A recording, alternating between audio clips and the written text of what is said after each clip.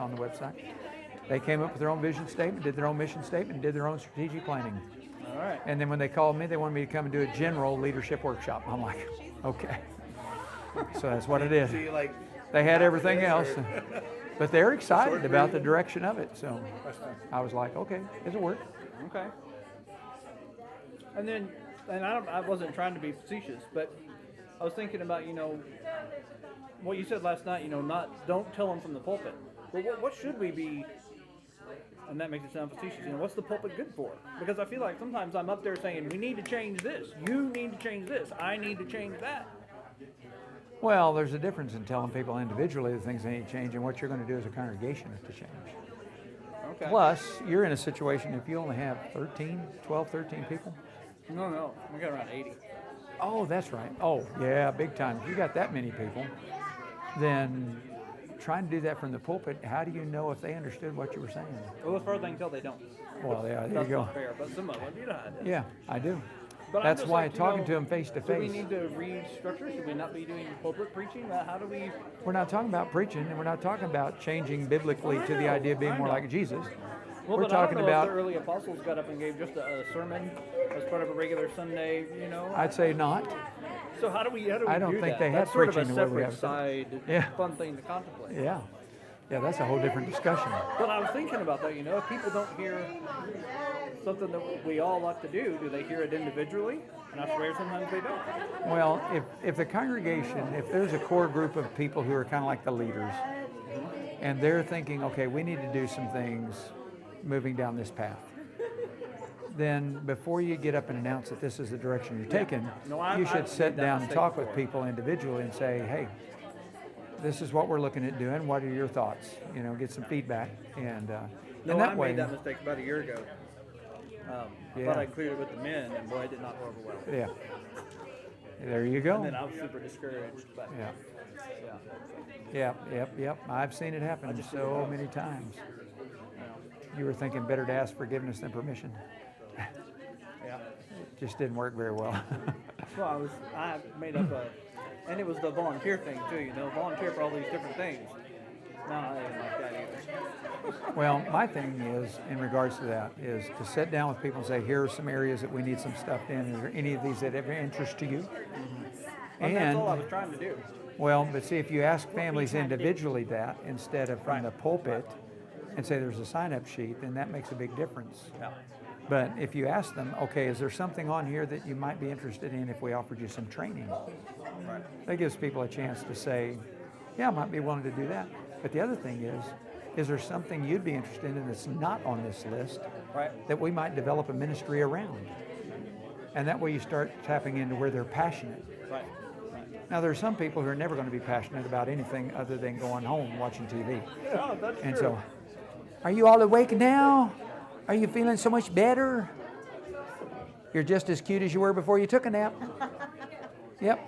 We were downstairs, and there's still a TV down there, so I could still watch and listen. Ah, very and good. she was playing with lots of toys, so she was down there playing for quite a while. Very nice. Okay, everybody, let's start coming back together. Those are the coolest little pads. I mean, as an adult, I love messing with those things. I mean, just the whole... I'm a teacher. I use them in math class, too. So we use it as a drill game that's fun, as for speed drills. Yeah.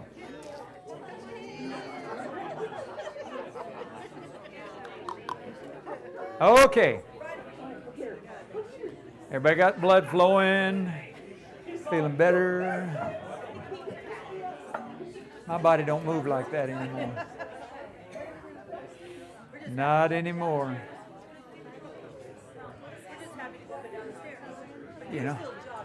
I am. I went for a run this morning. It was really nice. A little warmer than I was anticipating. Nobody killing themselves at a time. No, thankfully. Yeah, talk about traumatic. Before you get started, so you talked about Star Wars on the 4th. So when it comes to May, say May the 4th be with you. My granddaughter was born on May the 4th, and she hears that all the time. It's like, May the 5th. Singles of the 6th. It doesn't have the same ring. But close. Do what? I can't hear you with all this going on. Return to the Fifth. There you go. Yeah. Yes, I got it. All right, gentlemen. All right, gentlemen. We're ready. Solar stuff. Oh, too funny. Okay. This is the end of the day activity. Yoo-hoo! Okay, so I want to give you a couple of suggestions to be thinking about as you go into this final phase of writing out your vision statement. Now, you can pick any one of these if you want, or you can modify one of them, you can combine or rewrite. It's totally up to you. This was just an initial start. If you see something you want to do different, you can do that. But I want to remind you of a couple of things. One is you have to ask yourself, what do your needs tell you? I mean, you don't want a vision statement that goes one direction, and yet you gave me this list of all these needs, and the vision doesn't address any of them. So you need to go back and look at that list that you have on your needs. Probably so. I know several took pictures. But what do your needs tell you? Are there threads within that list of needs that you're like, oh, wait a minute, this stands out? So you may categorize 2 or 3 things that really had a thread. And so look at your needs. What do your needs tell you? Number 2, think about your why. You know what your why is. We talked about that earlier. Think memorable. Now, when I say think memorable, I'm not talking about it has to rhyme. But you should be able to remember your vision statement very easily. So if you've got a lot of adjectives and you got a lot of extra words at the end, it might not be memorable. It may be hard for people to remember it. So think in terms of it needs to be something memorable. And then it needs to be simple and concrete. It shouldn't be something that people look at and like, I have no idea what that means. It doesn't need to be vague. Vagueness breeds vagueness. So you don't want that. And then above all, does it challenge you? Does it energize you? And is it meaningful to you? If you can't say yes to all 3 of those things, then something needs to be modified in your vision statement. So y'all go back to work on it. And then once you do that, I'm going to flip this board over and we'll rewrite, unless you're going to keep it the same. If you're going to keep it the same, we won't make any changes. But if you're going to make some changes, I'll put them on the other side. Okay? So y'all go to work and see what you want to do with your vision statement, or if there's something you want to change, or if you want to leave it as it is, totally up to you. It's your vision statement, but it needs to be something that connects with your needs. It's something that's going to challenge you, it's going to energize you, it's going to be meaningful to you. And I will come around again, like I did before, and kind of check on your progress.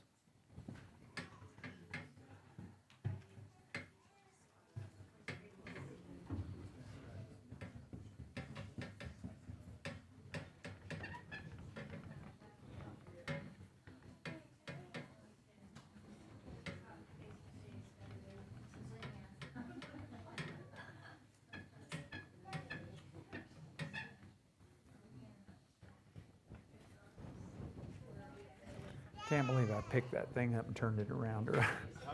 Can't believe I picked that thing up to turn it around earlier when it flips. I'm like, talk about having no vision. He could have, but he didn't. No.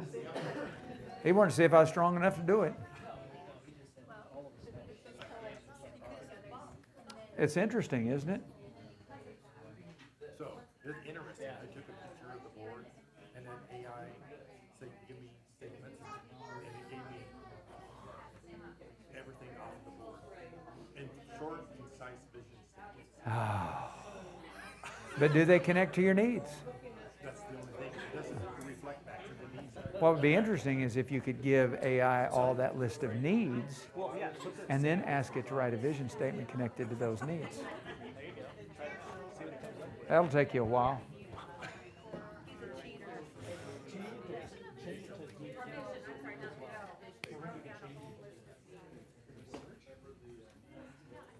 Oh, you shifted pews. I did. Yeah.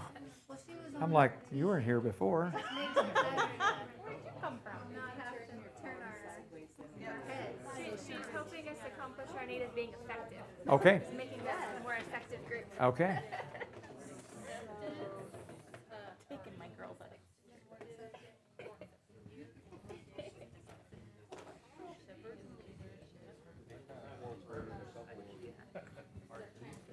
It's hard to do it without any verbs.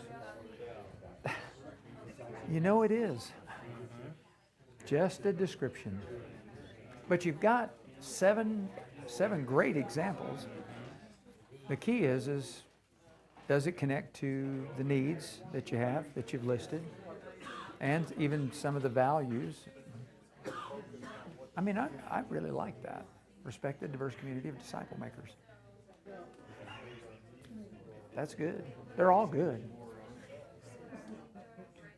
Some of them are kind of duplicates, you know, they kind of connect, saying the same things. I mean, it seems like, I don't know, like, if you're disciple makers, and if you're actually, you know, doing it God's way, then you ought to be respected. So like, respected doesn't even need to be there really. You know what I mean? You know what I mean? And a diverse community, if you're making disciples of everybody that's available to you to make disciples of, you're automatically going to be diverse. Yeah. So you don't need that either. But it has a nice ring to it. Yeah, I know. Could you print that out for me? It just I'm took telling used you, every word. you're wasting all this time trying to go end around the game, you know. Cheating. Cheating. We want to see what we come up with. Which AR are you using? That's Copilot. That's the one I get to use at work a lot because we have our own thing, so I get to use it. I even get it to actually reprogram stuff for me because like one of my coworkers is like, you need to change this. And I'm like, so I copy or I put what it is, I highlight it. I say, okay, can you change it to this? And I'll go, is this what you want? No. It needs to do this instead. Okay, and then it'll change it for me. Wow. So The world that we live in. I know It's kind of scary. it is. Kind of So, It scary. reminds me of something like Terminator. Something like? Yeah. Yeah. Kind of frightening. How are we doing over here, ladies? It's blanket. Oh, okay. Because your why is towards others. But I feel like when we listed needs, it was needs that we need within the church, not towards others. It seems like our needs we were focusing more on what do we need to do with Interesting. So that would affect the way your vision statement looks. Because here's the thing. We all understand that we are to be involved in the community, reaching people with Jesus. But sometimes if we're not internally healthy, if we're not spiritually healthy inside, then it kind of hinders us from being effective on the outside. And so the vision may need to be internal for a period of time. You know, the vision doesn't have to be a 10-year vision, it can be a 2-year vision. Once we get to where we need to be inside, then we change our vision to be more outward. So it just kind of depends. But if that's what the needs are telling you, then you should think about writing a vision statement that's going to complement those needs so that you can address them. Because the vision is like the solution to your needs. And so you want to be able to make sure your vision statement addresses in some way those things that you see as a part of your needs. Yeah. You're on the right track.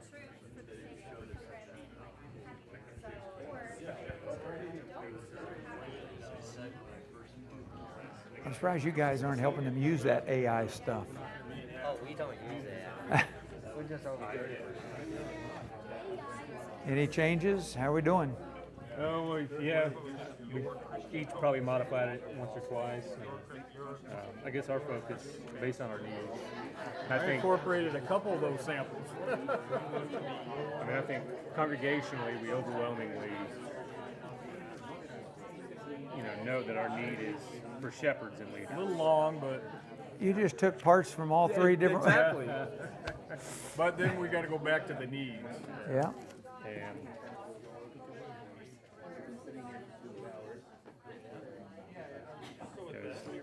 So, oh yeah, okay, added the word impactful. Mm-hmm.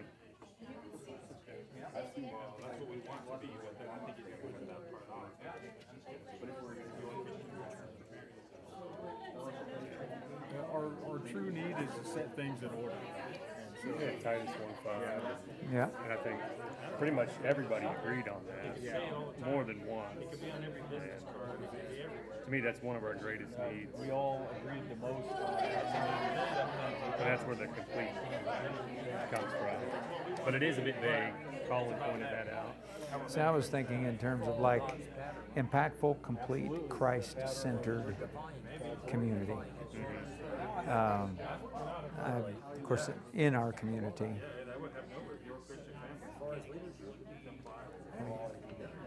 Yeah, because I would say Yeah. our other need is to be making a difference in our community. Oh, which yeah. We're just not doing right now. Yeah. And the needs list, I know, spoke to that to some degree. Yeah. And these are all, it's everything everybody says. You know, it's funny to me when I think about needs lists. That would answer a lot of questions. But we never think about a vision statement that addresses this. We always go to reaching out in our community, being evangelistic. It's like, what if we focused on developing a type of leaders in the church that if we were leadership focused, then I think the community focus would take care of itself, because leaders know that what they're doing is they've got to be involved in reaching people in the community. But Yeah. to me, this was the strongest piece. In fact, everybody in the room on your values list, everybody in the room put down leadership Yeah, for the future. that's what I was saying, yeah. I So- think we agreed on most. So a vision statement that would speak to being, So our vision statement or mission statement are different. yes. Mission statement's going to be more verb oriented. It's going to use active verbs to describe what you're going to do in order to become that. So we have to incorporate the needs into it. I also like something that can somehow making change in our community. If you want to change so to be like, to be a complete Church of Jesus for change in our community. Changing lives. So we want to be, Go through and refine it if you need to. what? What? So this part, you want to be this. We want to be your Christian family. Yeah. Oh, okay. I see what you're saying. Because I was telling us this is when my wife and I first walked through this door, we felt like we found our family. The second we walked in, we just felt it. And that was before anybody even. We just So here's, sealed. this is gonna, I'm just pushback, okay? If you're already that, This is then we what, want how did, for everybody else. but you're already that. I Right. mean, when you came through the door, you experienced it. Others come through the door, they experience it. Right. So it doesn't describe who you want to be in the future, because you already are that. So it's not a vision of who you're going to be that you're not. So that's what a vision does. A vision describes, Already a family, that was one of our good things that we're doing. right, right. So you need to think in terms of who you want to be that you're not yet. That's vision. Yep, that makes sense. I Okay. forgot about that part. Yeah. It was a good one. If we just weren't a family, it'd be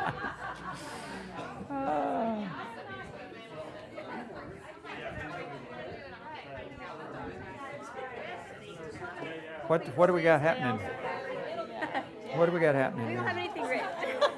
I'll come. That's how we do it. We don't write anything, and then we just come up with it. Just like that? No. Okay. No. Do what? We're Throw spitballing. different words and how we can turn those different words and combine it. I'll come back. What are we doing, ladies? What you come up with here? To be your refuge of hope, love, and peace in North Idaho. Or Sandpoint. Wow. Is that kind of Wow. Hold on to that. How we doing here, ladies? Well, you got we want to be. That's at least the first 4 words. We decided we'll submit to the men on this one. No, I need the ladies' creativity here.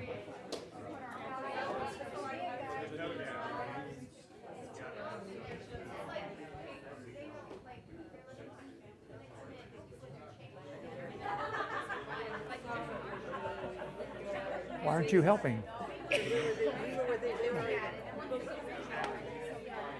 I showed you several vision statements from teenagers.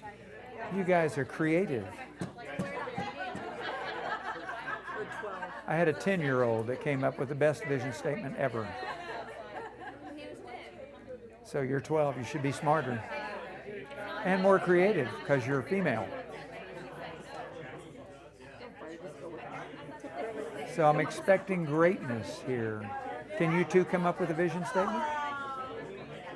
I mean, do it. I want to hear what you come up with. Huh? Or what else could we put that would go with one of I'm looking for who you want to be in the future that you're not yet. Yeah, but I mean, one of our things is shepherds, putting the right words. I know.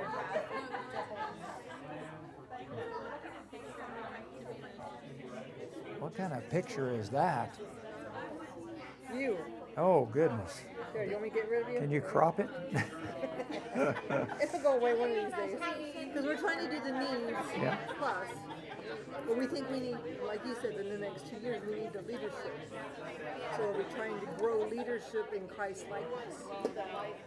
How concise are we supposed to get? Well, the thing is, and this is what fascinates me about these workshops, everybody tends to lean towards evangelism.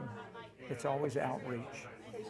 And yet, what's interesting here is everybody agreed that one of the values you want to have in the future that you don't have now is leadership. One of the top things that you have on there is shepherds and leaders. It's like, what if we had a vision, what if y'all had a vision statement that really addressed this idea of being leadership focused for the purpose of being a place where leaders grow and develop, you know, that kind of thing. But we don't tend to think that way. We tend to default to evangelism. And so we're thinking, okay, we need to be a place where people can learn about Jesus or, you know, that kind of thing. But all of those needs on your list could go away if you had leaders. So what if your vision was about that? Short-term vision and a long-term vision. Yeah, well, and that's the thing. We won't get in trouble if we don't come up with a long-term vision, right? No, Okay. no, not at all. Better now. Not at all, because ultimately, even if you were to become that in the next couple of years, you'd want to continue it, just change your vision for down the road further with other things. And one of the things that I've often said is your vision changes when your needs change. So if you create a vision short term that addresses the needs, you're going to have different needs. And so those different needs will require a different vision. So that's the way I always try to approach it. So. And you can change it, yeah. So I would think in terms of the leadership component that you got in there. Well, how's our AI group doing? Oh my goodness. It came out with a really good one. Right there. That's a mission statement. Reflecting Christ, leading with wisdom, growing in grace. Those are mission statements. They're verbs. See, AI is not as smart as you thought it was. It doesn't understand what vision is. It doesn't. I think that's the problem. Yeah, that's a mission statement. Yeah. Stick with the original one on top. Well, you can do that too.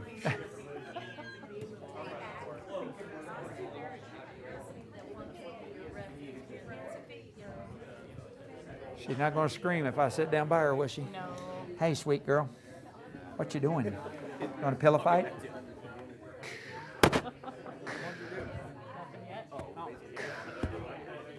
So, something we've been talking about and this is sort of looking ahead to our whole congregation working on it. So what do you do with people what do you do with the ones who either refuse or are not involved in this process? You just set them down and tell them this is what our vision statement is? Ask them I mean, you're going to include them, whether they choose to be involved or not, it's up to them. You can't force them. But you want to include them and say, look, we've been working on this. It's what we come up with. We'd like to get your input. And if they say, well, I don't have any input. I'm not planning on doing anything. Say, well, we just want you to be aware of where we're headed. And you leave. You can't drag them. Yeah. You just need to let them know that this is what you've been thinking of, this is the direction you want to go, and get their input and see what their thoughts are. And if they say, well, I like it, it works for me, well, okay, great, and then move on. Because you're always going to have some people that are just going to be dead weight. They're not going to be involved, they're not going to participate, they're not going to help. But you take the group that does and you move. You move forward with that group because they'll be the ones to make growth happen. So that's what you want to do. That's right. Okay. Yeah. Because I was thinking about that. We have some little subgroups that may or may not participate. And they'll tend towards, like I have a few that conscientiously object to the women saying anything and hardly anything congregational. The women themselves Yeah. won't say anything. And I'm like, but you all have great ideas. I know this. But see, in their home, privately. that'd be different.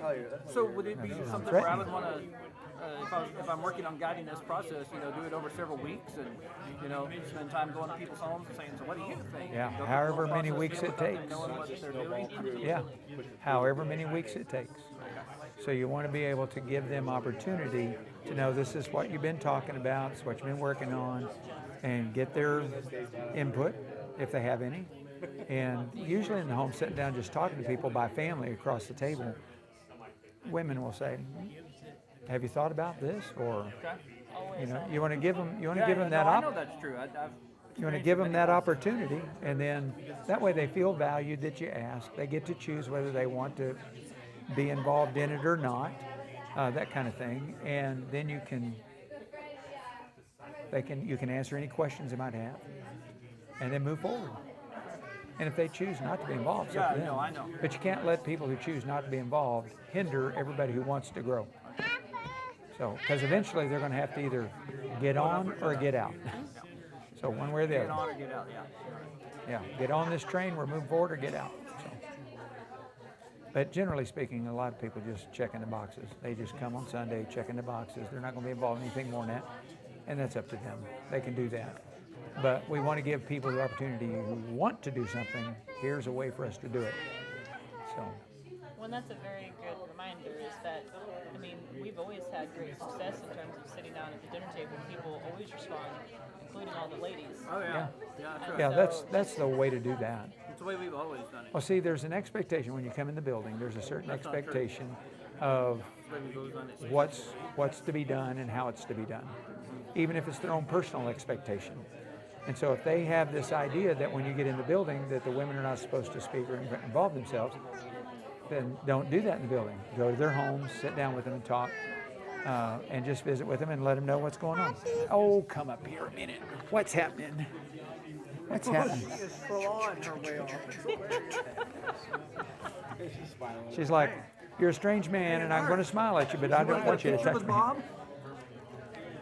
Can you get a picture up here with me? Hey. You're so funny. Yeah. Oh. How we doing back here? Did you guys come up with anything? You changing? We have a basic. We came up with one, but there's a word that he's hung up on. So we want to be your community center for growth, engagement, and service in Christ. And he's hung up on the word engagement. He thinks is too complex and. Let me see it. I think community center probably needs to change. Center of community, I think. Did you switch it over? To be your center of community. Yeah, because just take center out. Because to be your community, yeah. Growth, for growth, engagement. Yeah, I agree with that. What did you say about engagement a minute ago? I started focusing. So let me ask you this. If a person's growing, are they engaged? I would say. So then you're duplicating the word.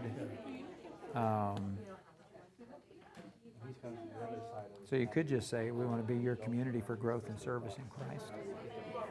Do that. Engagement just means different things to different people. So you kind of have to figure out, okay, what does that mean? That's where I'm hung up on mentally, and I can't get out of it. But you just said something a second ago, and now I can't remember it because I'm too old for this. I'm just kidding. Let me do the Vulcan mind meld. Yeah, right. We're talking about Star Trek, so this is relevant.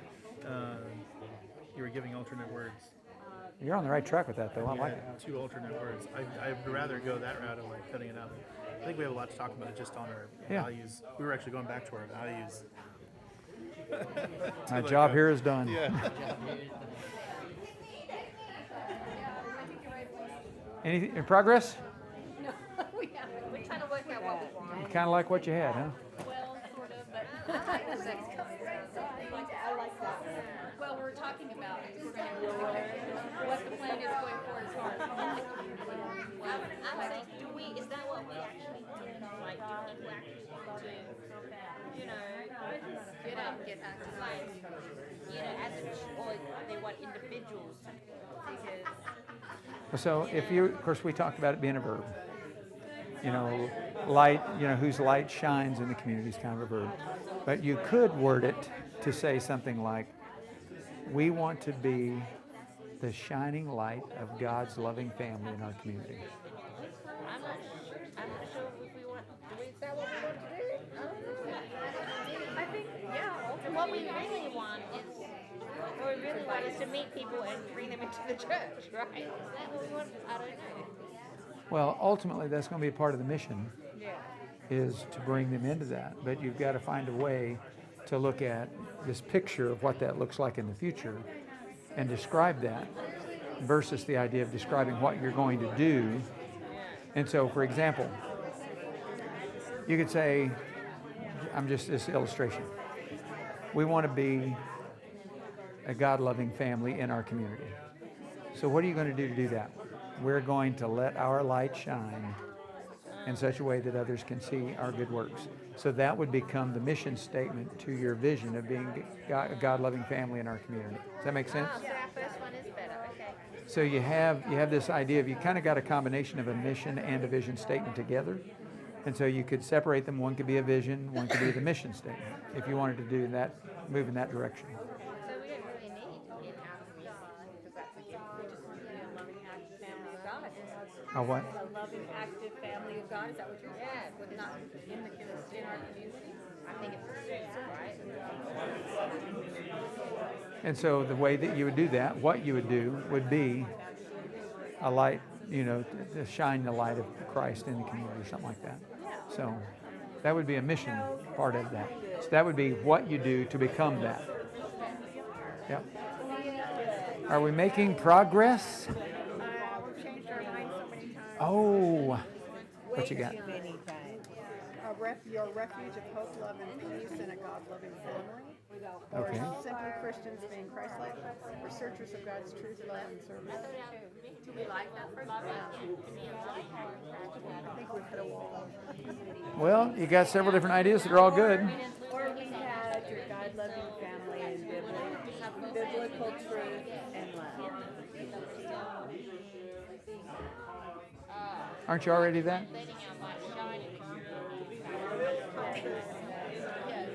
I think you're already that.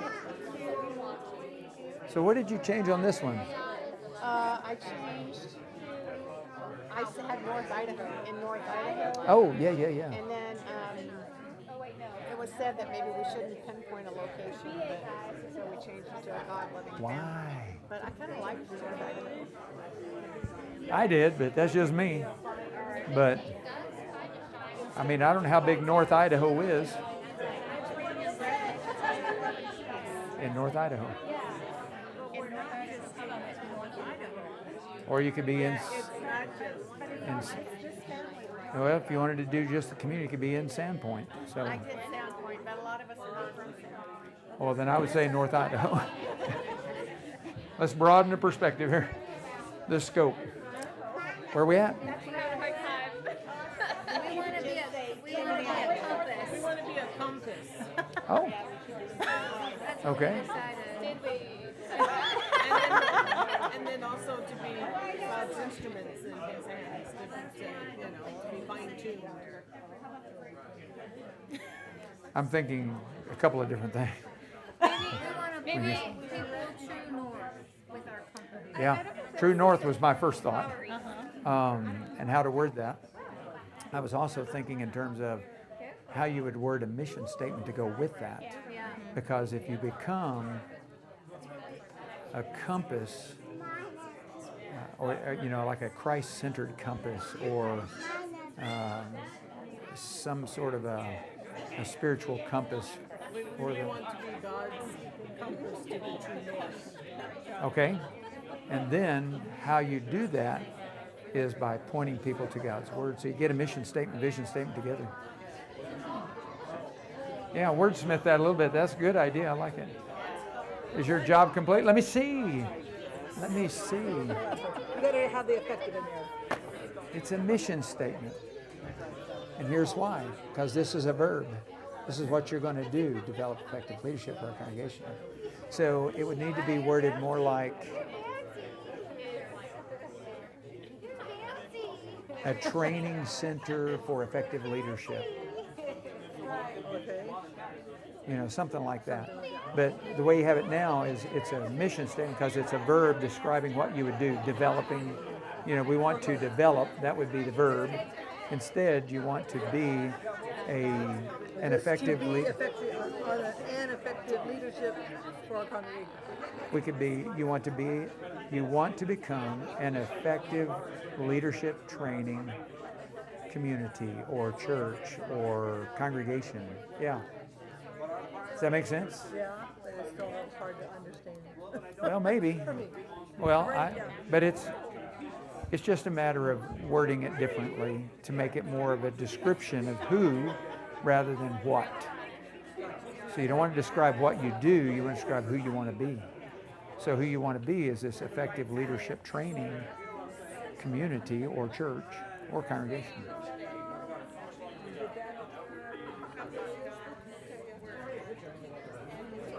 Can we erase ours now? Get rid of it. You come up with a new one? Let me see what you got.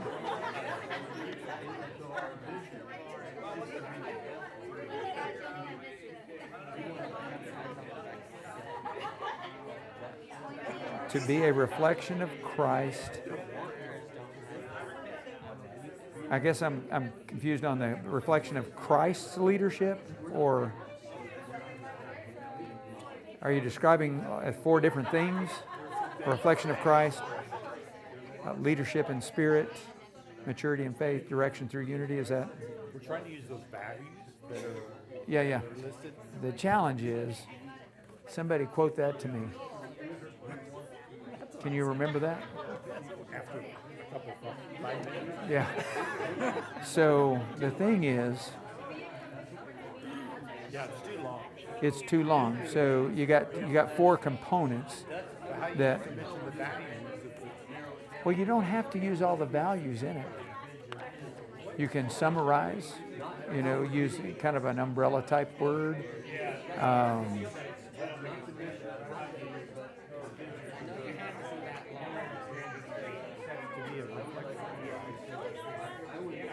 To be a disciple. To be a reflection of Christ is to be a disciple. Yeah. See, that's kind of what they were hung up on with this idea of being a disciple making. So, the simplicity of what you have is pretty good, a reflection of Christ in our community. I know sometimes once you start seeing other things, it gets kind of convoluted, but the simplicity of that's pretty simple. So I'm a little bit confused on the idea of this statement being something that is for those outside of the church versus for us internally. It's inside. But, It's not to be when the outside. statement was, we want to be the end of your search, it was not about them. It was about those outside. Yeah. Right. So that's So- confusing to me. Well, I had this conversation with them over there a while ago. When you look at the needs list and your values list, the one clear word that came up was leadership. And the thing is the default switch that we have is always external. It's always making disciples, it's evangelism, the Great Commission. We're always thinking in terms of those things. When in reality, just based on what I know about this congregation so far, y'all really need to focus on the leadership component. And so why can't the vision statement, it doesn't have to be a 10-year vision statement, it can be a 1-year or 2-year vision statement.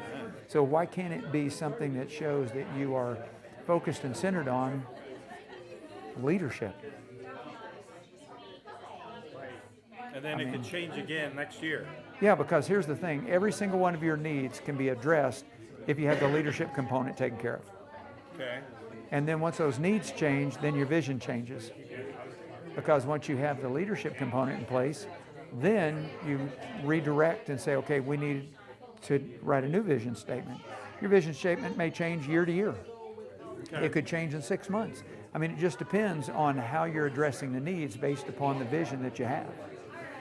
That's why those needs are so important. So we want to be a congregation with effective biblical leadership.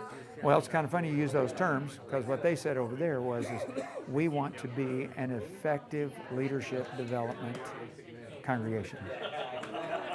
Okay. An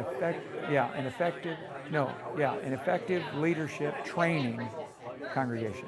Well, we got to have good leaders to train the leaders. So you're jumping that, it's like putting the cart before the horse. Could be. But see, the thing is you got to be thinking in terms of, okay, are we doing those things to prepare? Right. Because the mission then becomes about preparing, equipping, and developing not only the current men to become leaders, but to have something in place to continue that with the next generation. Right.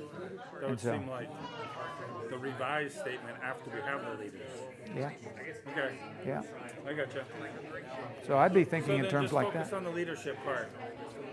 To me, everything rises and falls there. If you get that part right, the other parts will take care of itself. Even evangelism, if you get the right kind of leadership in place, then the evangelism piece will take care of itself. Your outreach will take care of itself. All the other needs in the congregation will begin to take care of themselves because you got leaders now who are moving in that direction. But if you don't have the leadership component right, you got all this vision to do all these other things, but you got nobody to direct it. So what would being an example to the community, what would that be a vision? Well, but see, the idea of being an example to the community, again, goes back to the outward focus. And right now, I think you need to be more inward focused based upon the needs list.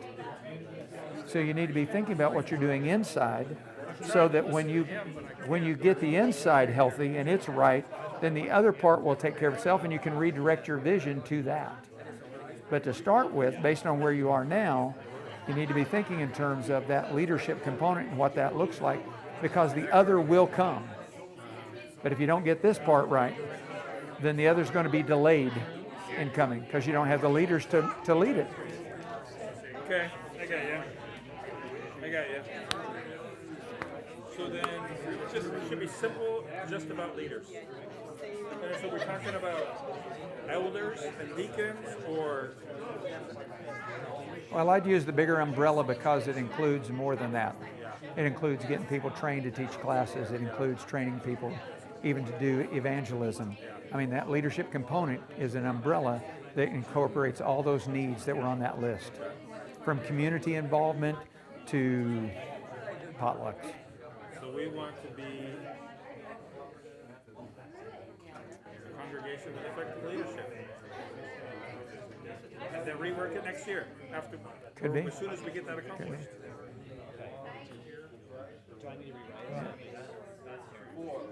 You know, it could be something like, we want to be a center for leadership development in our community.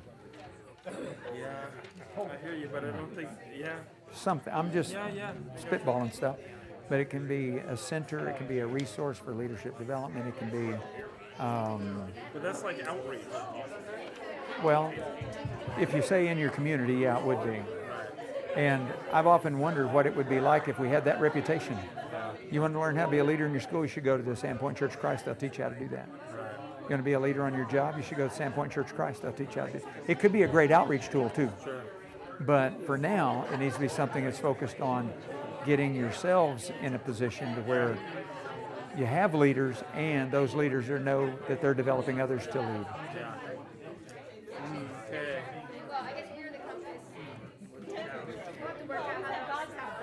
So a couple of more minutes, and then we're going to share.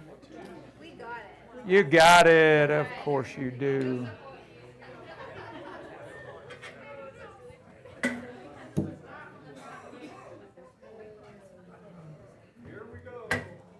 Not yet.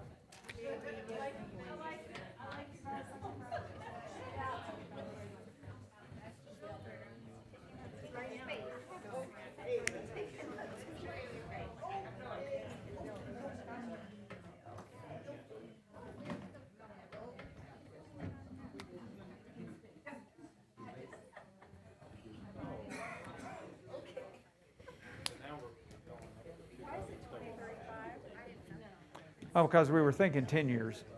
It may not be a 10-year vision, though. It may be a 2-year vision. I just put 2035 down. Because that's kind of, we talked about what the church looked like in 10 years. Say what? That's a Jetson's car. Of course. Okay, thank you. And I want George's wallet.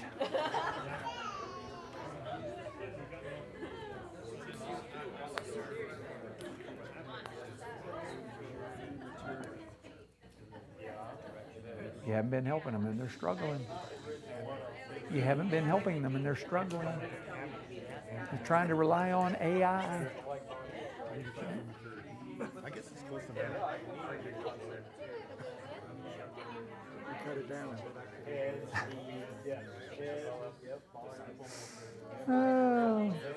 There's no AI in this. This is just us now.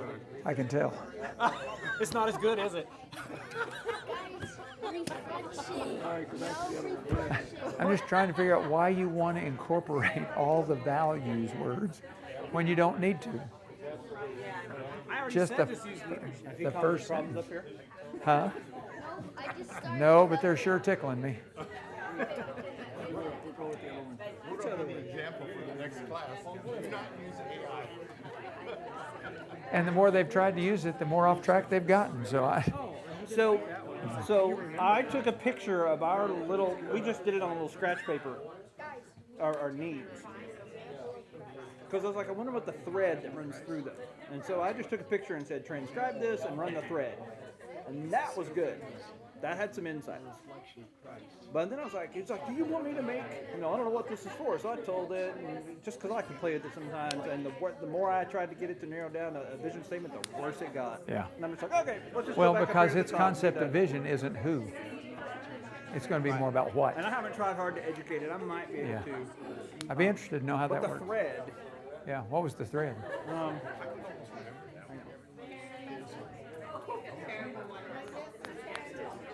You got something? No, Oh. not anymore.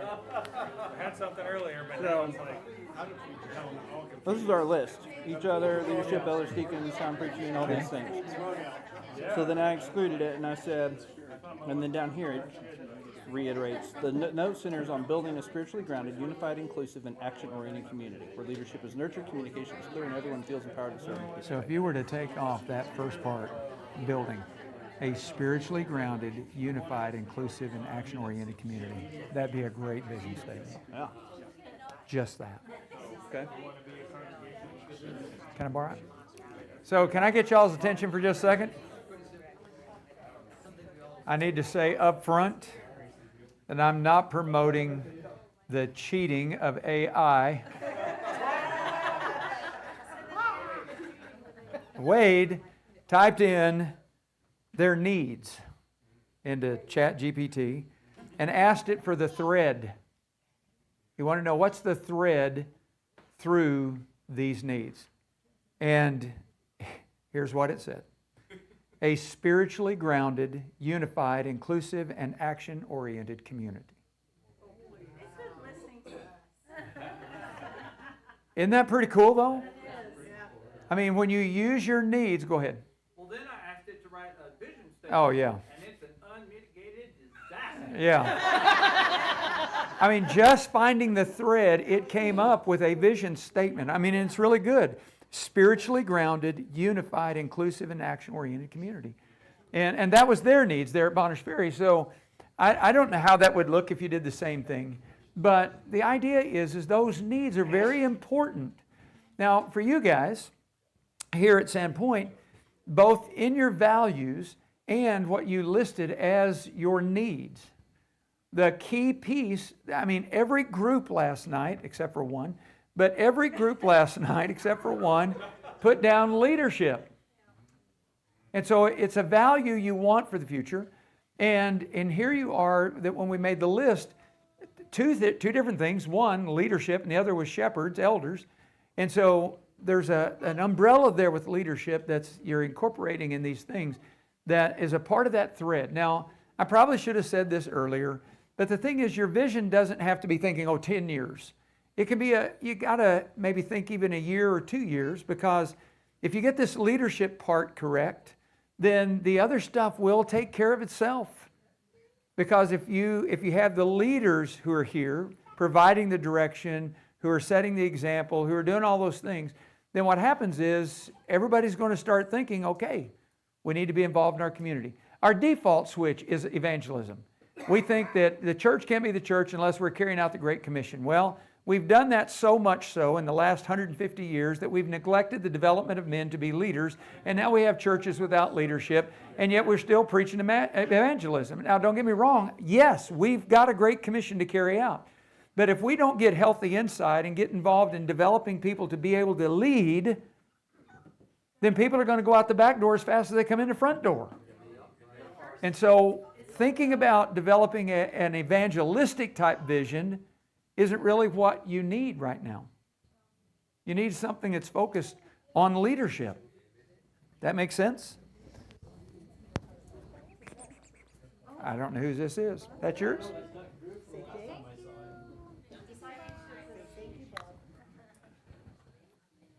I'm trying to get her to warm up to me. She's just not there yet. Oh, no, she's never warmed up to me, and they've been here for almost a year. I'm sorry. Maybe it's this male role model. So anyway, do you want a second to think? A couple of you already have, I think, some pretty good ideas. But do you want another minute or two to kind of think about how you'd word that? Okay, let's share them. Let's share them. We can do some modification. Tell me what y'all had. Oh, what? We've got leadership, and we could not figure out how to get it written. Okay, hold the thought. We'll come back to it. Hold the thought. Give me what you ladies came up with here. Okay, go ahead, Sarah, read it. To be God's compass towards a meaningful life in Christ. To be God's compass towards a meaningful life in Christ. Okay. Pointing the direction, which is about leadership, but not necessarily what we were talking about. Give me. Sandpoint, with the water. Yeah. Oh, yeah. Yeah. Give me what y'all came up with. Your refuge of hope, love, and peace. Your refuge for what? Hope, love, and peace.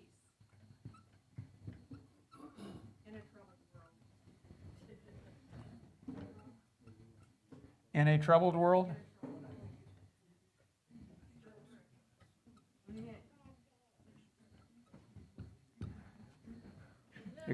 You could have put the period right there. We did. Yeah, to be your refuge for hope, love, and peace. But in a troubled world, I liked northern Idaho, but either way. Did y'all come up with anything? We want to be a lighthouse leading to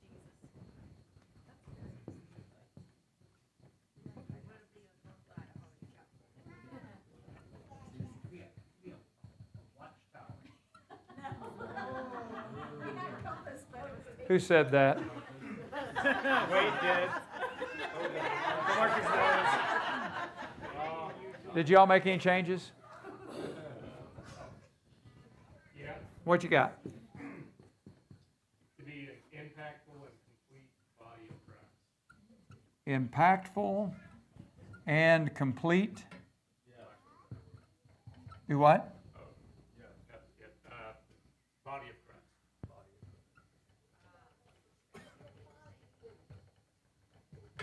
Okay. Nothing yet? Well, this is a well-oiled discipleship-making machine. There's mechanics over Employs there. organization, employs leadership. There's no verb in there, is there? Did you just come up that off the cuff? Oh. Okay, it says, reflection of Christ, leadership and spirit. Hold on. I just got the first part, 2B. Reflection of Christ. Leadership and spirit. Direction through unity. Boy, you speak faster than I can write. Leadership what? And spirit. And spirit. And then what's the last part?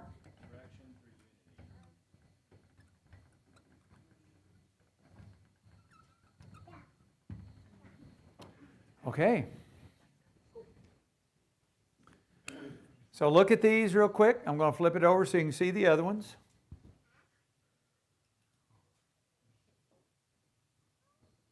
Everybody got a good image of that? I really just want to flip this board.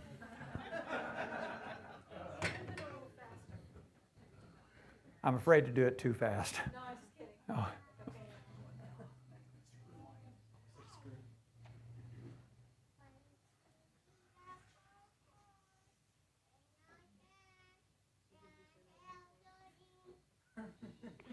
It doesn't get any sweeter than that.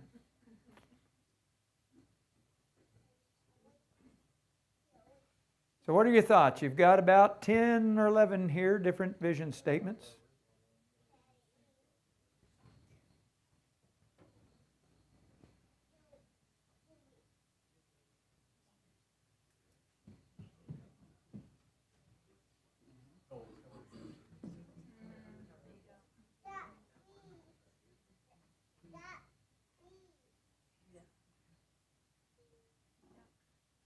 Thoughts? It's hard, isn't it? Yes, sir? I just personally feel like it has to encompass our need for leadership, shepherds and deacons. I agree. Because again, like you said, that was the overwhelming thing that we all pretty much agreed on. Yep. What about, we want to be a congregation with biblical leadership?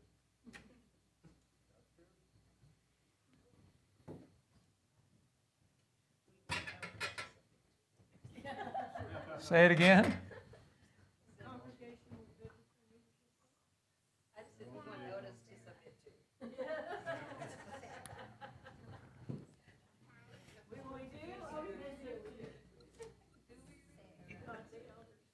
How'd you say it again? Congregation with biblical leadership.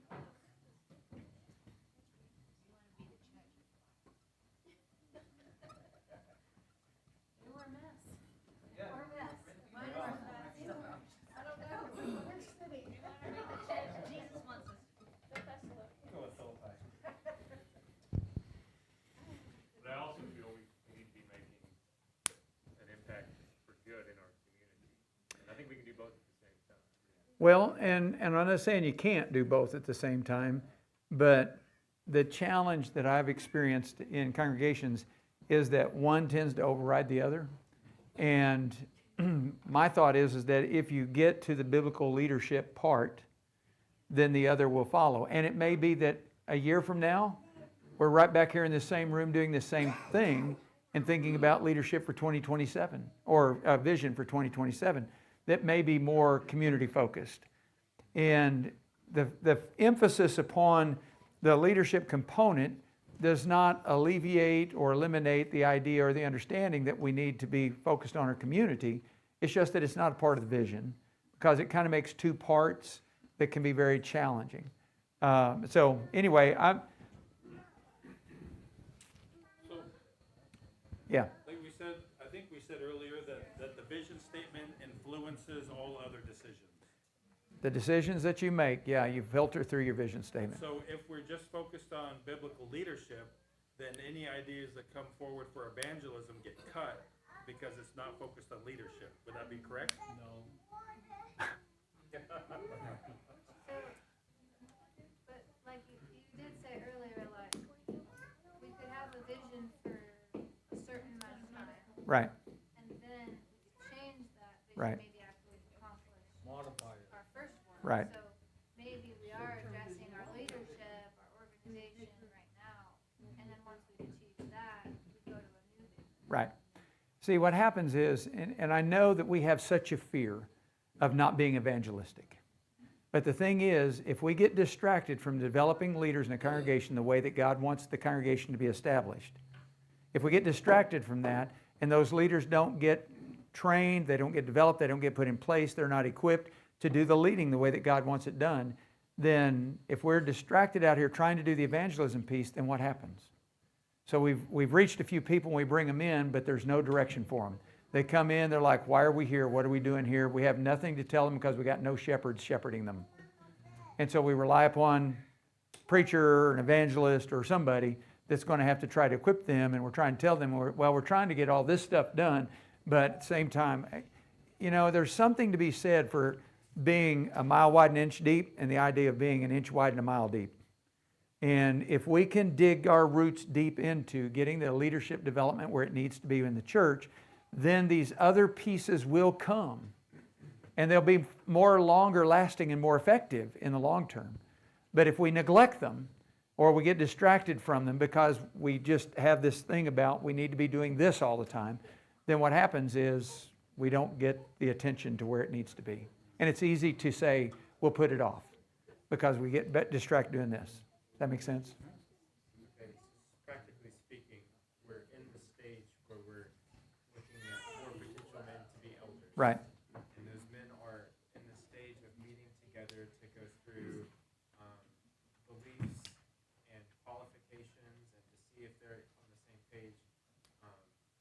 So if we were to create a vision statement, just practically speaking, you have about 90% of the congregation that is not directly involved in that. And so other than praying and getting together, what does that have to do with the vision of the congregation Well, versus right now? that's a great question. And this seems to be a drawn-out process, and like how long are we going to Right. kind of in a stack? I'll see, that's why I was talking earlier about the idea of that we use the term leadership as an umbrella because it's more than just elders. So you're in the process now of the eldership piece, which is a part of that vision. But that leadership component of the vision involves more than just elders.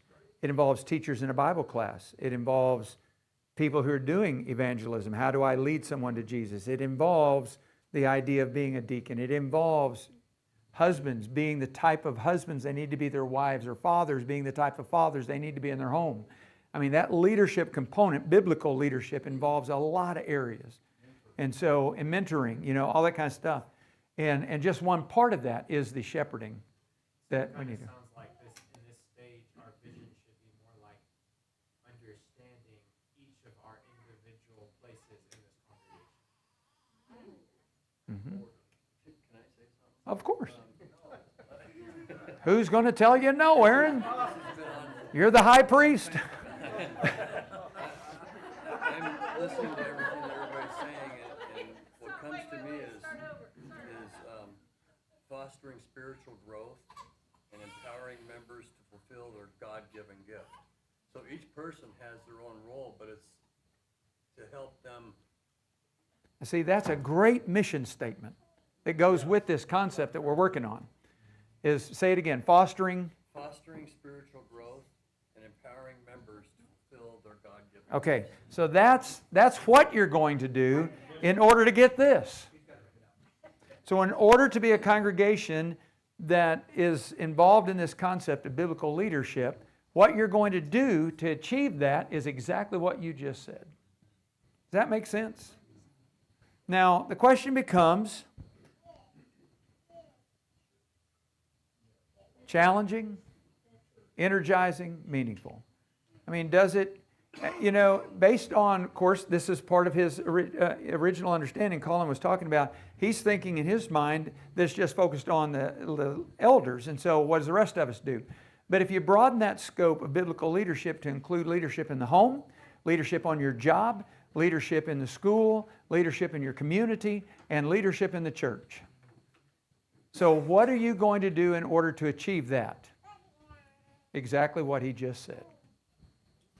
So that would be what you do in order to achieve who you want to become. Now, if I'm directly honest with you about this whole concept of understanding biblical leadership under that umbrella, you're not going to get that in a year. That's a far larger project than what we're talking about here in just putting 4 men up to be potential elders. It's far bigger than that. And so if we understand leadership in that vein, then it's going to make a bigger difference in the way that we approach what we do and then how you do that and the goals that you set in order to achieve that. Now you may want to wordsmith this a little bit, but the idea is there. You know, a congregation with biblical leadership. Somebody put that in AI and say, make it catchy. Come on, you're already, you and Wade back there, you. I don't want to cheat in front of everybody. Really? Well, you've already repented once, so it's an easy step to the front row.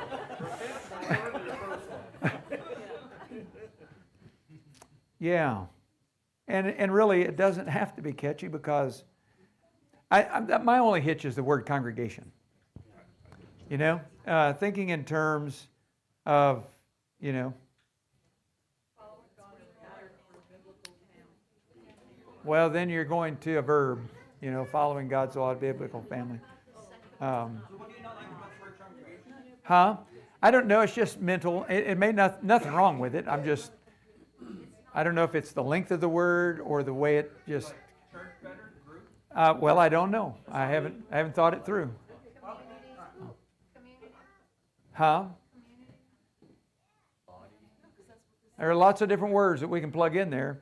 I guess it's not so much the word as it is, I've always thought of it as having qualifiers before the word. You know, kind of like this: impactful and complete, a lighthouse, a refuge for God's compass towards. So you've got a reflection of Christ. So it's this idea that I'm thinking in terms, this is just me. I'm not saying it's right or wrong. I'm just saying in my mind, when I read it, I'm keep wanting to put in, okay, what kind of congregation? Could be intentional. I was thinking faithful. There's got to be something that we're not already, right? Something that you're not. Yeah. Huh? A mature congregation with biblical leadership. Yeah. Here's what AI came back. A church of biblical leadership, grounded in truth, unified in spirit, and guided by wisdom. Yeah, that's way too long.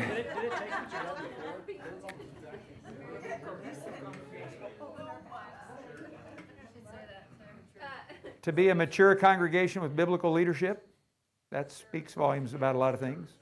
Huh? A mature family.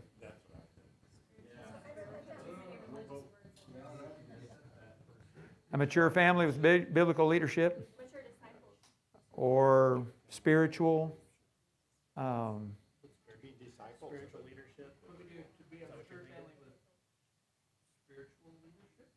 Could be spiritual leadership, biblical leadership, either word. What do y'all think? So, do you want me to erase these so we can focus on wordsmithing this one? Would that help? Yeah. Okay.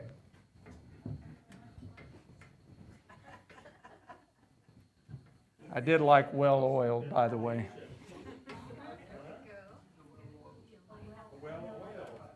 I did like the well-oiled part. That was pretty good. Well-oiled congregation. Copper tone.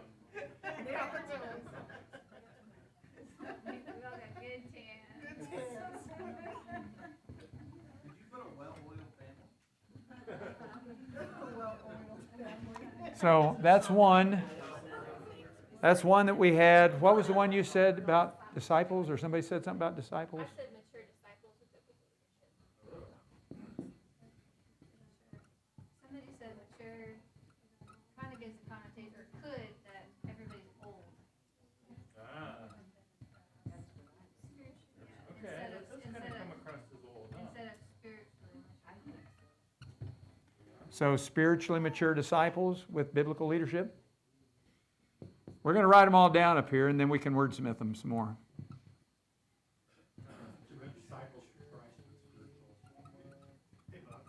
Yeah. Dalton, people, we gotta take off. Would you write my number on the board? Of course.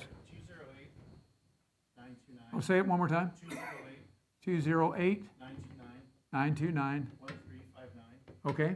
My name is Paul. It's Jimmy and Troy. We're from Dalton Church. If I can pray about anything, we love you guys, and we should be closer as congregations. So as we go through this, if somebody can pray about it, like, oh, we're doing this. I have intent to go back to our congregation. Guys, let's be closer to the stuff that we do. Just hearing you talk about your leadership and stuff, we should be doing more of this stuff. And talking about this makes me realize there's so much we have in common, more opportunity we should be able to do with each other to share in those things. You want to paint a fence? You got 3 people to come up and paint a fence with you. Let's paint fences together, whatever it is. Yeah. But that's my number. I love you all. Pray for God. Y'all be safe. Thanks for coming.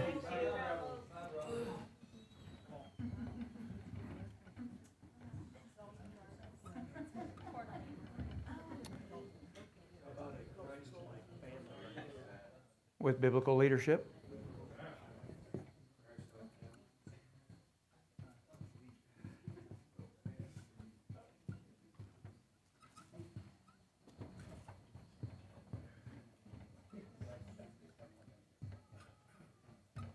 So, the values that we have now, family is one of those. That's what you have now, yes.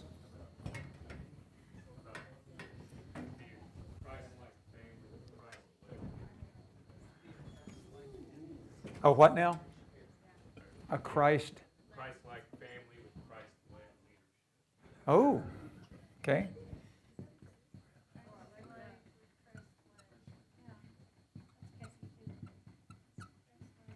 Say it one more time, Jesse. With Christ-like leadership? Christ-led. Ooh.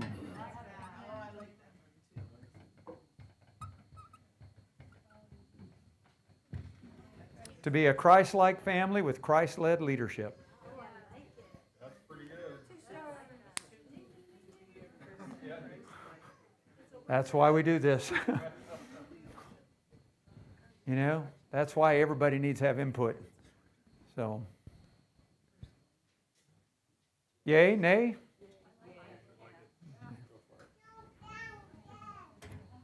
Now, one more time. What was it that you said? Fostering spiritual growth and empowering members. Hold on a second, I've messed up here. It makes me crazy. Fostering spiritual growth And empowering members to fulfill their God-given gifts.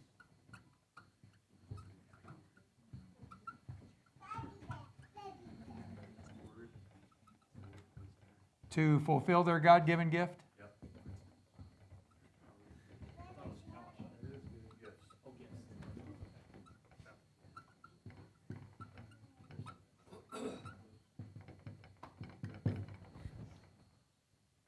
So this becomes your mission. This is what you're going to do in order to achieve this. To be a Christ-like family with Christ-led leadership. In order to do that, you're going to have to foster spiritual growth and empower members to fulfill their God-given gifts. Now, I'm here to tell you that's a plate full. Now, what Mike would do, Mike Vaughn, is he's going to come and he's going to help you figure out how to do those things right there. Because that's going to move you towards this. But what he's going to do is he's going to help you develop the goals and the plans that you can put in place over the next year to do this. So, I raised my hand. I like the word empowering.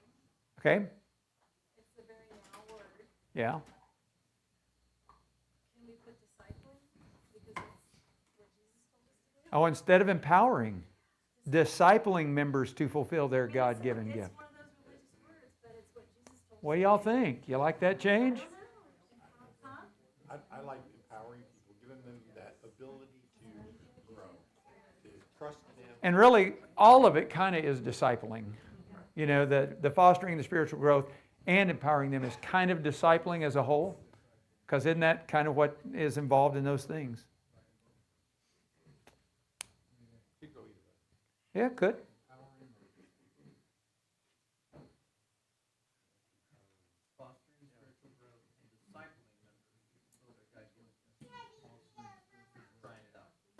You know what's really cool is when you look at the values you want for the future, decisiveness, leadership, direction, maturity, and teamwork, all of that's included.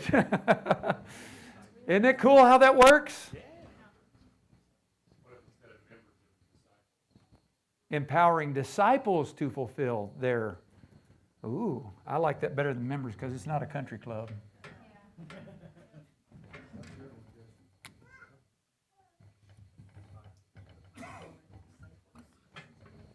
How's that? Did that help? Fostering spiritual growth and empowering disciples to fulfill their God-given gift. Gifts, plural, yes.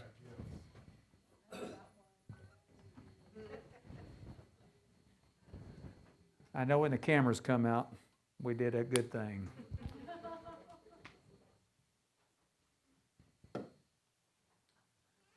I don't know if y'all had a chance to talk to Paul much while he was here. I got a chance to visit with him some back here and then at lunch. I tell you, I've been encouraged with some of the things they're trying to change because he talked about some of the things that they had a reputation for in the past and things that they're trying to change in the future, be more biblically centered and focused. So I was very encouraged with that because I've heard some things through the grapevine about the congregation. So I don't know what all that involves, but I think it would be good to at least maybe start those conversations to find out. Yeah. Yeah. But, you know, it could be a very good thing.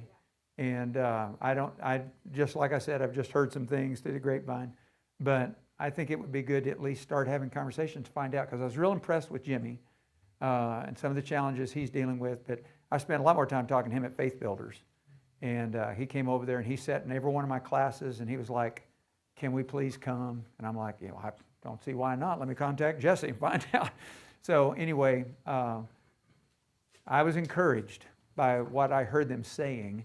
And so I'm hoping that's going to be a positive thing moving forward. So everybody like? I'm telling you, I think it answers all three questions. Challenging, big time challenging. Is exciting and energizing? It is for me. I hope it is for you. But it's certainly meaningful because it does kind of answer everything that you've been talking about. To be Christ-like family with Christ-led leadership. That's really pretty cool. That's going to be on a slide for next congregation, by the way. So I want to get my own picture of that so that I can send that to Mike Vaughn and say, here's what you get to work with, Mike. Well, that's going to be up to Jesse and you guys to figure out a time it's going to work for everybody. But he's usually pretty quick. I would say September-ish, maybe August, last of August, something like that. So he's usually quick to turn around, come. So he tries to keep things pretty close to when he knows I'm doing a vision workshop. He keeps something open pretty quick. So just contact him. He's going to send up, I'll just tell you in advance, he'll probably send up a little survey for the congregation to fill out. And if you could get those things filled out and sent back to him, kind of gives him a little bit of a perspective of where you are, what you're wanting to do, what you're trying to accomplish. I'm going to fill him in on a lot of the details from the weekend and what we talked about and what that looks like moving forward. But he and his wife both will come.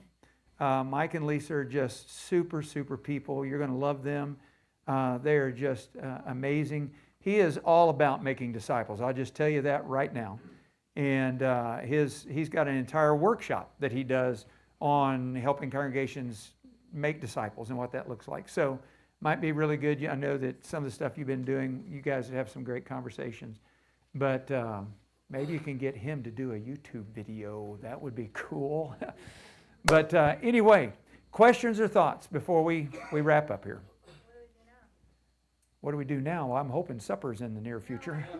Oh. What do you do now? Okay.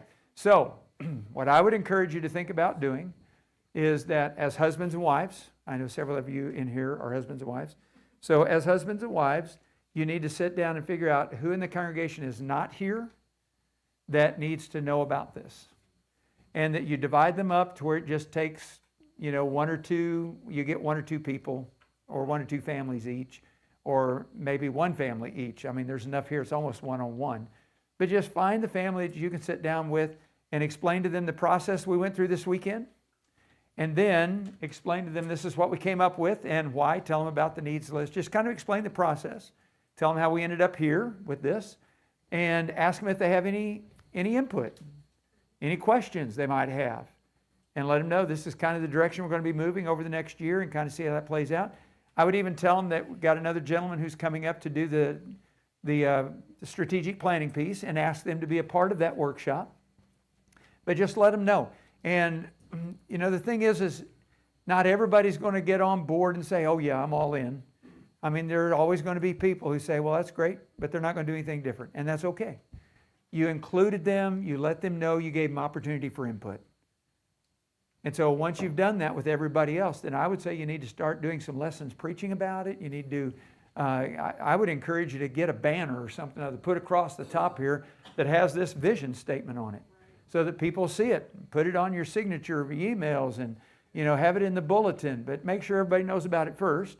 And then once they do, start communicating it often. And then when Mike comes and you get the goals and the plans in place for 2026 and what you're going to be working on, then you just get active. You just start working on it.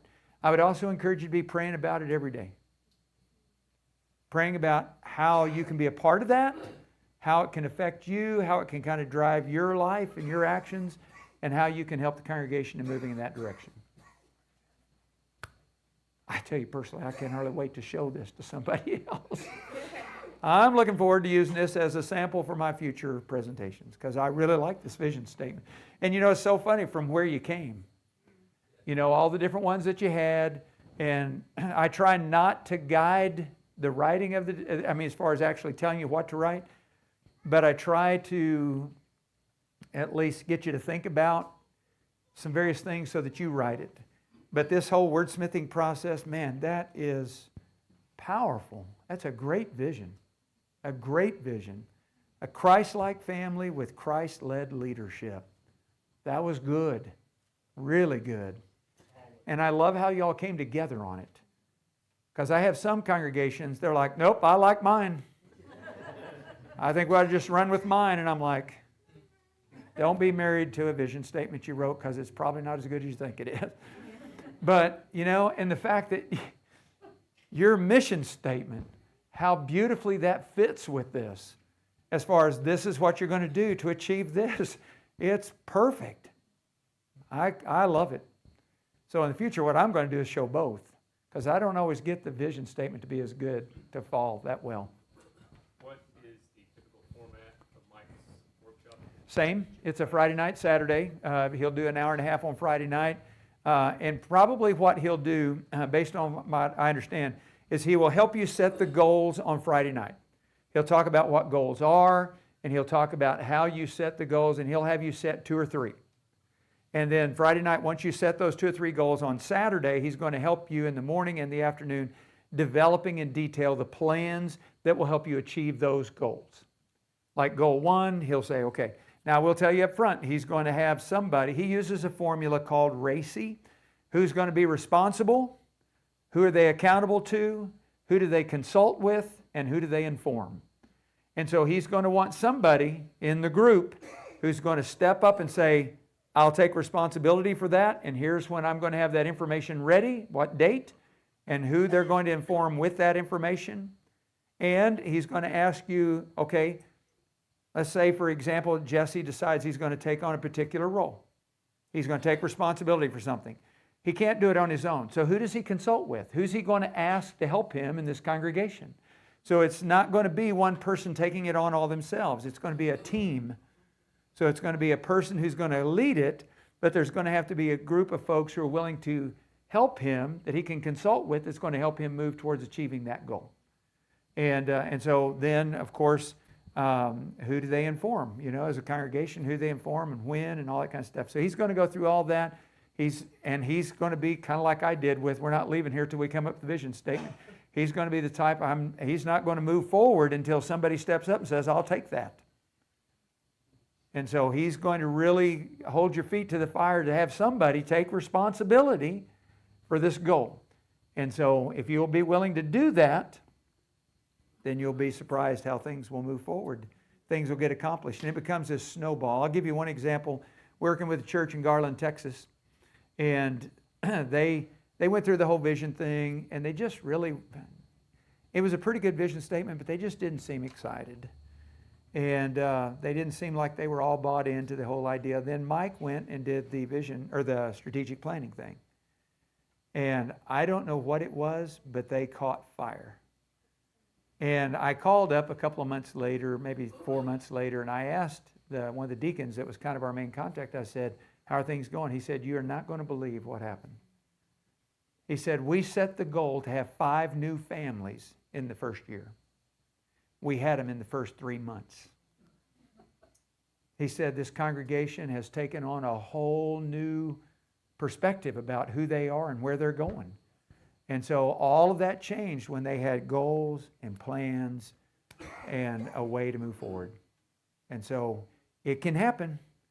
And you need to be prepared for when it happens. You're going to have some leadership in place, which is what this is all about. So, any other questions or thoughts? So, to back up what you just said, we painted our nursery, and we got a nursery program put together, thank you, Julie, and we've got 4 new babies this year, and several families bringing small children. If you build it, they will come. You know, it's really kind of true. Kind of true. Yeah, you guys are, you know, you're kind of on the edge of some incredible things really happening here. But you got to be willing to do some of the work. But if you'll do it, I'm telling you, you're going to be amazed at what happens as a result. And I can't remember having so much fun in a weekend workshop as I've had this weekend. So thank you. It was fun. I love the fact that you laugh together, you play together, you know, you work together, and you came to a consensus together. You know, kind of brainstorm, talking about all those things. It was beautiful. It's a beautiful thing, and I love it. I tell you, it excites me. I hope it excites you, because I love what I've seen take place and getting to be a part of it. And let's all remember to pray about it. Oh my goodness, we're about to do that before we leave, but certainly you need to be doing it every day. There's a story about a church that came together to pray for rain, but only one old lady brought in the Yeah. that lady. Yeah.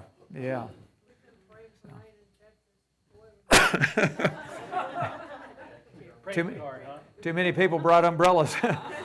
The faith was strong in that one. Yes.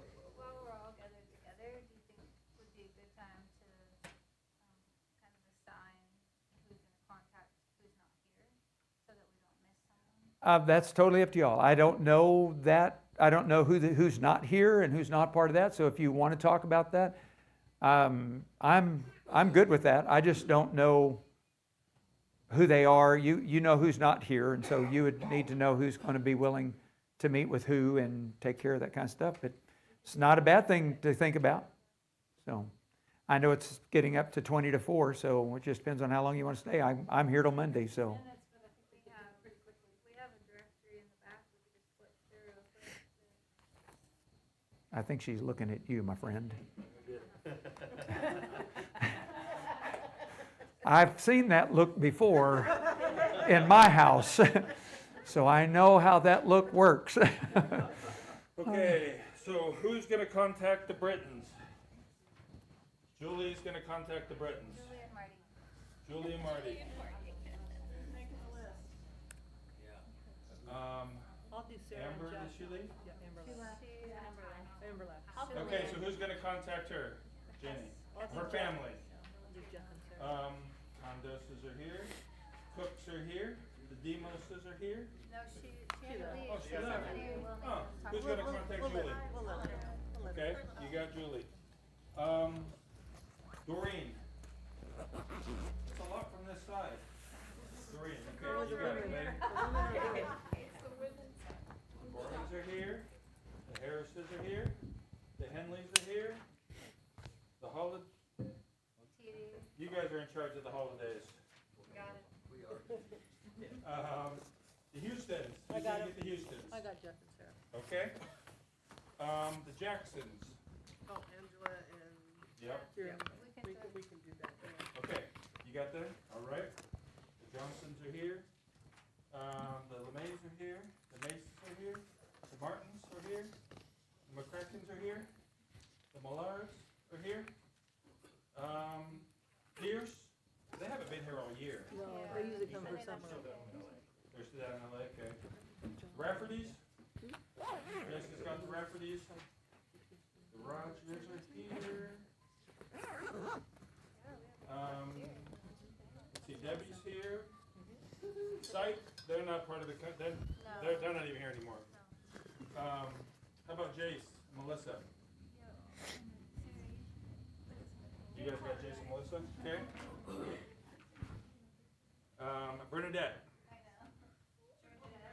Bernadette, okay, Jenny's got Bernadette. That's it. See how quick and easy Everybody that was? in the book. Huh? Can you think of anybody that wasn't Amber? Oh, what about Bailey? Kempler. Huh? Kempler and Anthony. Who's that? They've been coming for the last 3 weeks. Oh, they sit back here, they have been? Yep. They're coming, I think, are they coming over to our house? Okay, oh, the following week, it might be too late. Yeah. You mentioned Casolari? Yeah. Yes, we got it. Amber. Anybody else? Think we got them all. Okay, that was simple and easy. I love it when that comes together so quickly. Any other questions or thoughts? Yes. How would I suggest you to a church? You mean another congregation? Another congregation that desperately Give them my contact information and tell them kind of what we did this weekend. Ask them to go to the website, the salt.sunset.bible website, and have them look over that and see if there's some information there that kind of piques their interest and if there's a way for us to help. You can let them know that we charge nothing. For what we do, it costs nothing. This is a blessing to try to help the church, and so in whatever way we can do that, just let them know that that's what we're doing and we're trying to do with every congregation that we can. So have them reach out. My phone number and my email address are on the website, and I'd be glad to visit with them and arrange a time that, if not I, one of the other members on the team can come and be a part of helping them. Yeah. Thank you, Bob. Hey, thank you all. I'm excited about preaching and teaching tomorrow. So y'all have been so much fun. I can't wait till tomorrow. So I love what I'm seeing and hearing, and so I'm excited for you guys. It's going to be awesome, awesome stuff. So let's have a prayer together, and then we can kind of wrap things up. I know we got to move some stuff around, but anyway, let's pray. Father, what an incredible blessing it is to be a part of your family, and just to share in weekends like this is such an encouragement for me.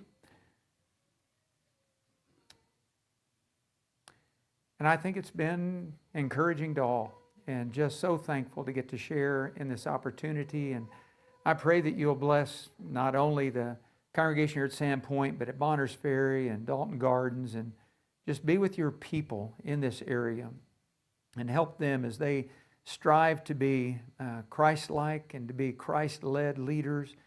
Pray that you would just strengthen them as they move towards that vision, a vision that you want for them, and certainly to fulfill the mission that they have as well.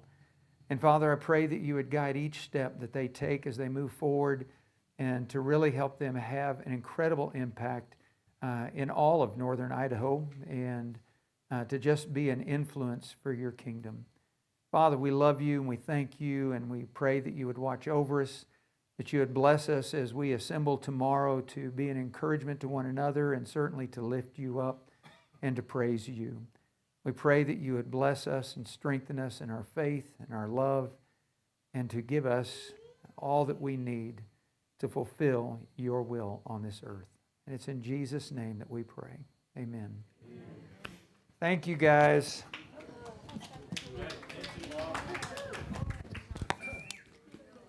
I don't know where I need to...